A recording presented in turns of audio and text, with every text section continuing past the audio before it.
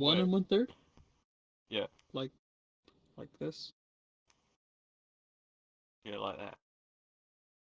You were really close, and I'm proud of you. But it's Me negative. crying now. Fuck. You were super close, Sloth. Oh wait, is it that like science thing where like a positive and a negative equal something?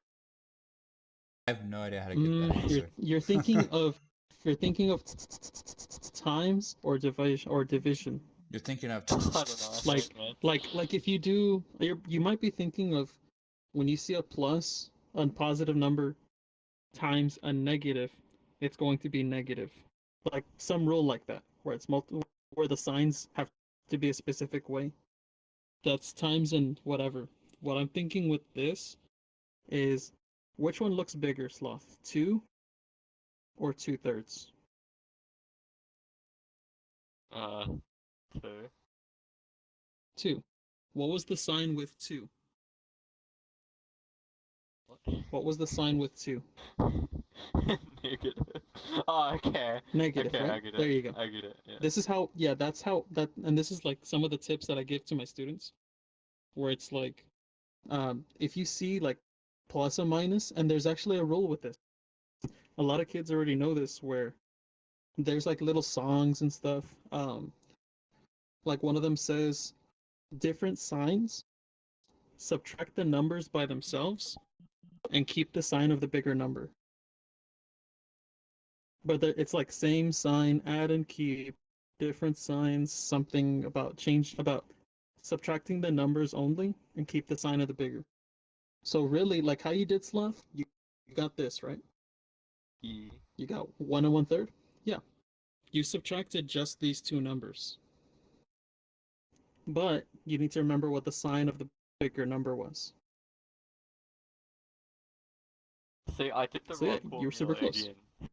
No, you said no, I sub- you did. He said I I was- Sloth, you subtracted did it really close. the things.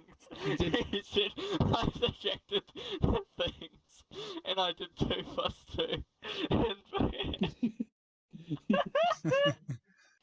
Do you see Wait, you what did I what? did? 2 plus 2? I literally flipped Yeah. Yeah, the I kind of numbers. see what you're doing. Because Yeah, see, if that was one of my maths teachers, they would have been like, no, you're not meant to do it like that. And I'm like, 2 what? over 1, if I wanted to subtract the fractions super easy, I just change this so that the fraction is on top of 3.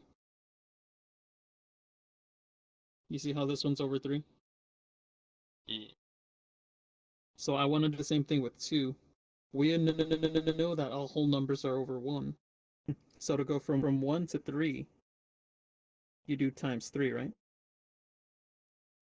So then do the same thing for the top. Times 3. So this should be 6.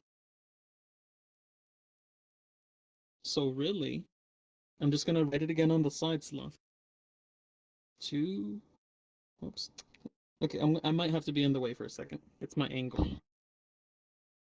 Blech. 2/3 minus. Now we have both of them on top of 3. We said it was 6 instead. This makes it easier, Sloth, so you can just focus on subtracting the top 2 numbers. 2 minus 6. 15. So we know the fraction's going to be over 3 still. Huh? Keep going. 15. And 2 minus 6 is going to be -4. Which, this is an improper fraction, just because there's a number on top like this that's greater than the bottom number. Yeah. So you can change that to a mixed number, so it's a -1 and 1/3. Math. Did you understand that? I did, actually. I'm iffy on it, but I kind of understand it. It's a. But then again, I was kind of explaining it for Sloth too. I know, but I was listening because I am terrible with fractions. There's Yeah. better explanation than